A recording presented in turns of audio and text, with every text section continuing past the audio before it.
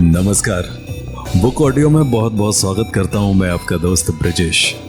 और दोस्तों, आज मैं लेकर के हाजिर हूं परशुराम शर्मा का रहस्य और रोमांच से भरपूर उपन्यास खून का बदला खून। चलिए बढ़ते हैं कहानी में आगे की ओर। वो मॉरिस था। उसने मुझे देखा और मैंने उसे। मॉरिस और पुलिस सार्जेंट, ये मेरे चकराने के लिए काफी था। हे बॉय हॉल, ये तुम ही हो ना? मॉरिस ने मेरी ओर लपकते हुए कहा। मुझे पहचाना? अब मैं कसाई मॉरिस नहीं, सार्जेंट मॉरिस हूं। मॉरिस! मैंने उसे एकदम गले लगा लिया। ये अच्छा ही हुआ था कि मॉरिस था, अन्यथा दूसरा कोई सार्जेंट होता तो पता नहीं कितने सवाल पूछता। क्या बात है, तुम कहाँ गायब हो गए थे? मॉरिस बोला। मैंने तुम्हें बहुत तलाशा, नेटा से भी पता किया था। वो कहती थी तुम मैक्सिको चले गए। बात करेंगे आराम से बैठकर, मैंने कहा। हम दोनों गैराज की तरफ बढ़ रहे थे। रास्ते में मॉरिस अपनी आप बीती सुना रहा था। उसने वो सब भी बताया जो संडे की सुबह उसके साथ घटा था। मैंने अखबार में पढ़ा था, कोई ब्लड क्रॉस नामक बदमाश है शायद। देख लेना, वो मेरे हाथों पकड़ा जाएगा, मॉरिस बोला। अब मुझे तुम्हारी मदद की जरूरत भी पड़ेगी, लेकिन तुमने कुछ बताया नहीं। जेनिस का क्या रहा? पहले तुम अपनी ड्यूटी से तो निपट लो। मॉरिस ने वैन भी नहीं देखी, गैरेज का एक चक्कर लगाकर वापस आ गया और मुझे प्रमाण पत्र दे दिया। हम दोनों शाम को मिल रहे हैं ना? बस आज कुछ वैन और चेक करनी है, मॉरिस ने कहा। फिर हम बैठकर बात करेंगे। कहाँ मिल रहे हैं हम? हाँ, तुम शाम के 5 बजे मेरे ऑफिस आ जाओ। मैं ज़रूर आऊँगा। उसने अपना पता दिया और मुझसे विदा ली। शाम को 5 बजे मैं उसके पास था। दरअसल मैं बराबर उससे ये मालूम करना चाहता था कि उसने कहाँ तक सफलता प्राप्त की। उस समय वो एक फ़ोटो फाइल चेक कर रहा था। बैठो भाई, थोड़ा सा काम और निपटा लूँ, वो बोला। कुछ पता चला उस बदमाश का? मैंने बात छेड़ी। हाँ, एक जबरदस्त सूत्र मिल गया है, मॉरिस बोला। ये मेरी खोजबीन का नतीजा है। मैं थोड़ा चौंका। तुम इतने बुद्धिमान कहाँ से हो गए हो? मैंने उसे कुरेदा। उसने फाइल का फोटो दिखाया। ये फोटो देखो, आज रात हम इस आदमी को पकड़ने वाले हैं। तुम भी मेरे साथ रहोगे। मैं चाहता हूँ तुम भी पुलिस में आ जाओ, फिर मजा रहेगा।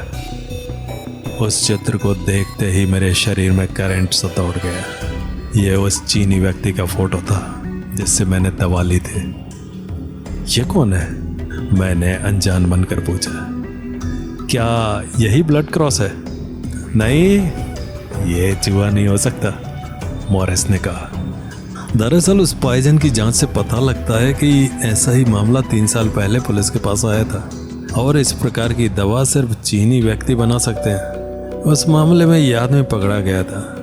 ये चीनी दवाओं के विशेषज्ञ हैं। ऐसे ऐसे पॉइजन बना सकते हैं कि डॉक्टर भी दंग रह जाए।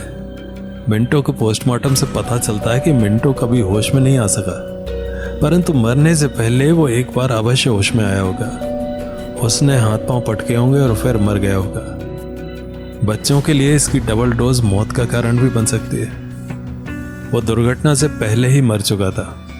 कार ने जीवित मिंटो को नहीं कुचला था। विशेषज्ञ 1 घंटे पहले इस निर्णय पर पहुंचे। मेरे दिल की धड़कनें तेज हो रही थी। मुझे भय हो रहा था कि पुलिस की खोज अगर इसी तेजी से चलती रही तो मेरा गिरबान कभी भी पुलिस के हाथों में आ जाएगा। इस रिपोर्ट ने एक बात साफ कर दी थी कि एल्विन ने सिर्फ एक लाश को कुचला था। मॉरिस की बातें सुनकर मुझे पसीना आ रहा था। मॉरिस कह रहा था, अब हम इस चीनी को खोजेंगे। ये शिकागो में ही है, लेकिन ये पता अब तक नहीं लगा कि कहाँ है। इसे खोजना बड़ी बात नहीं है। निश्चित रूप से आज रात ये मेरे फंदे में होगा और इसे सच बताना पड़ेगा। अगर इसने ये दवा किसी को बेची होगी तो ये उसे ज़रूर पहचान लेगा। हो सकता है ये खुद ब्लड क्रॉस के लिए काम करता हो। हमारा काम इस चीनी से शुरू होने वाला है। अचानक एक पुलिस का सिपाही अंदर आया। एक लड़का आपसे मिलना चाहता है श्रीमान, वो बोला।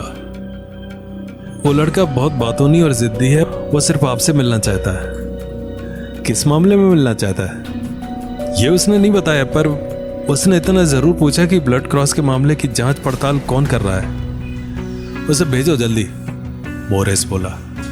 देखते हैं ये कौन सी नई बात बताने आया है।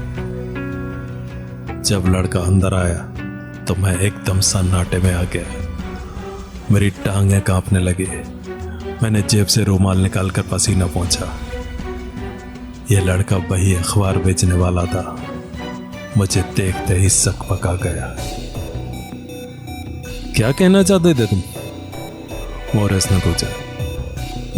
मैं दरअसल मैं उसने मेरी तरफ देखा। डरने की बात नहीं, जो कुछ कहना हो साफ साफ कहो। यहां तुम पूरी तरह सुरक्षित हो, ये हमारे ही आदमी है। ये लालची लड़का कुछ न कुछ जानता है, मेरे दिमाग में आया, तभी तो ये मुझे देखकर डर गया है। कहीं इसने वैन के अंदर कुछ देख तो नहीं लिया? अगर इसे जरा भी पता होगा तो ये मेरा और एल्विन दोनों का नाम बता सकता था। मेरे लिए ये बहुत बड़ा खतरा था। कहीं ये अभी कुछ पक गया तो? लड़के ने तुरंत अपनी पॉकेट टटोली। मैं भूल गया साहब, सावत चतुराई से बोला। वो मेरी जेब में था। क्या था तुम्हारी जेब में? मोरिस ने पूछा। एक कार्ड था साहब, वो बोला। मैं अभी लेकर आता हूँ, वो घर रह गया शायद। पैसे देते वक्त एक आदमी की जेब से गिर गया था। मैं अखबार बेचता हूँ साहब। रात के 1:30 बजे उस आदमी को मैंने इसी सड़क पर देखा था। कौन था वो आदमी? तुम इतना घबराए हो क्यों? उस कार्ड में एक मैसेज था, वो बोला। किसी के दस्तखत भी हैं उस पर। मैं समझ गया वो झूठ बोल रहा है। वो कुछ और कहने आया था यहाँ। तुम्हारा दिमाग तो ठीक है ना? मैं पहले वो कार्ड लेकर आता हूँ। वो कमरे से निकल भागा। मोरिस ने तुरंत सिपाही को बुलाया। इस लड़के का पीछा करो, इसके पास कुछ ना कुछ काम की चीज है, परंतु डरा हुआ है। साये की तरह इसके पीछे लग जाओ। अगर आप कहें तो उसे यहीं रोक लें। नहीं, वो कहता है कोई वस्तु घर भूला है। मोरिस, मैं चलता हूँ उस्ताद, मैंने कहा। तुम्हारे लफड़े खत्म नहीं होने वाले। लगता है आज रात भी तुम व्यस्त रहोगे। मैं रात को आऊंगा। उस चीनी के पास किस समय चलोगे? अगर तुम साथ रहते तो आनंद आता। तो एक काम निपटा लूं, फिर जहां कहोगे वहां पहुंच जाऊंगा। मेरे ख्याल से तुम 9 बजे यहां आ जाना। और हाल, इस केस से निपट जाएं, फिर हम आराम से बातें करेंगे। मैं मोरिस से विदा लेकर चलता बना। मुझे जल्दी थी, बहुत जल्दी। मेरे दिमाग में सिर्फ 2 बातें थी। एक, ये छोकरा, निश्चित रूप से इसने कुछ न कुछ देखा है।